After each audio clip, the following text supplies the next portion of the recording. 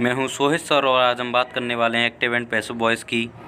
हमारे channel English गुरु Sohit sir को like share and subscribe करें और बेल आइकन भी दबा दें जिससे कि आपको वीडियो की अगली अपडेट तुरंत मिल जाए। स्टार्ट करते हैं आज की वीडियो। एक्टिव से पैसिव वॉइस बनाने के नियम। एक ही वीडियो में सभी एक्टिव से पैसिव वॉइस बनाने के नियम आपको मिल जाएंगे। ये 9th 10th first year 12th और सभी गवर्नमेंट एग्ज़ाम के लिए बहुत ही आवश्यक है और इनसे प्रश्न पूछे जाते हैं। चलिए बात करते हैं मेन रूल की। एक्टिव से पैसिव वॉइस बनाते समय ऑब्जेक्ट को सब्जेक्ट और सब्जेक्ट को ऑब्जेक्ट के स्थान पर ले आते हैं तथा पैसिव वॉइस बनाते समय ऑब्जेक्ट के पहले बाई लगा देते हैं। मतलब कि हमें ध्यान रखना है, जब हमें पैसिव वॉइस बनाना है तब ऑब्जेक्ट को सब्जेक्ट और सब्जेक्ट को ऑब्जेक्ट के स्थान पर लिखना है तथा पैसिव वॉइस बनाते समय ऑब्जेक्ट के पहले बाई लगाना है। ये बात ध्यान रखनी है हमें। चलिए बात करते हैं एक्टिव और पैसिव वॉइस की। इसमें इंटरचेंज होता है प्रोनाउंस का, और आई का मी होता है और मी का आई होता है, वी का अस होता है, एस का वी होता है, यू का यू होता है और ही का हिम और हिम का ही होता है, शी का हर और हर का शी होता है, इट का इट रहता है और दे का देम हो जाता है। चलिए अब हम बात करने वाले हैं इस टेबल के थ्रू एक्टिव वॉइस के टेंसेस के अकॉर्डिंग पैसिव वॉइस में यूज होने वाले हेल्पिंग वर्ब्स के बारे में। चलिए बात करते हैं। पहला है आपका प्रेजेंट इंडेफिनिट यानी कि सिंपल प्रेजेंट। तो सिंपल प्रेजेंट अगर आपका टेंस एक्टिव वॉइस में होता है तो आप helping verb is am are का प्रयोग करेंगे। अब बात करते हैं प्रेजेंट कंटिन्यूअस टेंस की।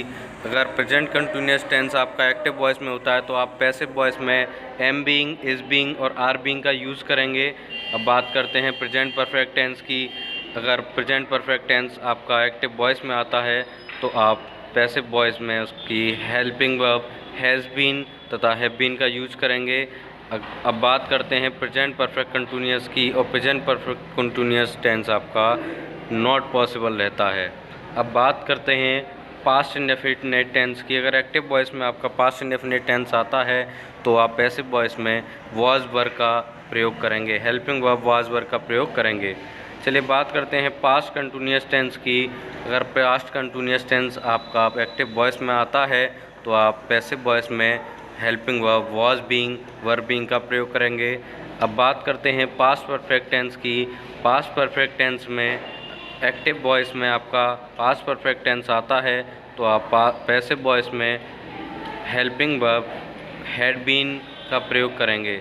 अब बात करते हैं पास्ट परफेक्ट कंटिन्यूअस टेंस की जो कि नॉट पॉसिबल रहता है। चलिए देखते हैं फ्यूचर इंडेफिनिट टेंस। अगर आपका एक्टिव वॉइस में फ्यूचर इंडेफिनिट टेंस आता है तो आप पैसिव वॉइस में हेल्पिंग वर्ब शैल बी और विल बी का यूज करेंगे और फ्यूचर कंटिन्यूअस टेंस आपका नॉट पॉसिबल रहता है।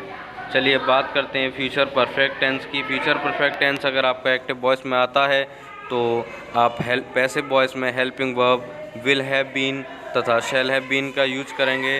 अब बात करते हैं फ्यूचर परफेक्ट कंटिन्यूअस टेंस की।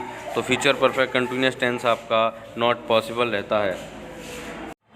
चलिए बात करते हैं अब एग्जांपल की। एक्टिव वॉइस है आपका I go to market. I go to market जैसा कि आपको बताया गया है सब्जेक्ट को ऑब्जेक्ट और ऑब्जेक्ट को सब्जेक्ट बनाया जाता है। और आपको एक बात और बता दें कि इसमें वर्ब की थर्ड फॉर्म लगती है। पैसिव वॉइस जब हम बनाते हैं तो प्रत्येक सेंटेंस की वर्ब की थर्ड फॉर्म का प्रयोग होता है। टू मार्केट आपका ऑब्जेक्ट है तो इसको सब्जेक्ट बना लेंगे पैसिव वॉइस बनाते समय। तो टू मार्केट और प्रेजेंट इंडेफिनिट का सेंटेंस है, उसमें helping verb is am are का प्रयोग किया जाता है। तो टू मार्केट इज़, और मार्केट यानी कि प्लेस कोई भी होता है तो एक वचन होता है तो इस लगा देंगे और वर्ब की थर्ड फॉर्म यानी गो की थर्ड फॉर्म गॉन और बाई मी आई को मी में किया जाता है। चलिए बात करते हैं अब 12 टेंसेस में से 8 टेंसेस का पैसिव वॉइस होता है, बाकी के 4 टेंसेस का पैसिव वॉइस नहीं होता है। तो number first is present indefinite tense, second present continuous tense, number third present perfect tense, number 4 past indefinite tense, number 5 past continuous tense, number 6 past perfect tense, number 7 future indefinite tense and number 8 future perfect tense. चलिए बात करते हैं वो tenses जिनका passive voice नहीं होता है। तो नंबर 1 है आपका present perfect continuous tense, number 2 है पास्ट परफेक्ट कंटिन्यूअस टेंस और नंबर 3 है फ्यूचर कंटिन्यूअस टेंस और नंबर 4 है फ्यूचर परफेक्ट कंटिन्यूअस टेंस। इन 4 टेंसेस का पैसिव वॉइस नहीं होता है, इट इज़ नॉट पॉसिबल। चलिए बात करते हैं active and passive voice of present indefinite tense. आपको बता दें कि पैसिव वॉइस में सब्जेक्ट के बाद इज़ एम आर का प्रयोग किया जाता है, या फिर हम समझ सकते हैं कि helping verb is am are का यूज़ होता है। चलिए अब एग्जांपल की ओर ध्यान देते हैं। एक्टिव वॉइस है you beat this child, you beat this child. इसका पैसिव वॉइस होगा this child is beaten by you, is beaten by you, और यू का यू रहता है इसलिए हमने यू का यू ही लिखा है। Present continuous tense, active and passive voice of present continuous tense. आपको बता दें कि पैसिव वॉइस में helping verb is being, am being और आर बीइंग का प्रयोग होता है। चलिए एग्जांपल देखते हैं। एक्टिव वॉइस है I am learning A lesson, I am learning A lesson. चलिए पैसिव वॉइस की ओर ध्यान देते हैं। तो ए लेसन यानी कि एक वचन है तो इज़ लगा देंगे। A lesson is being learned by me, I का मी हो जाता है तो a lesson is being learned by me.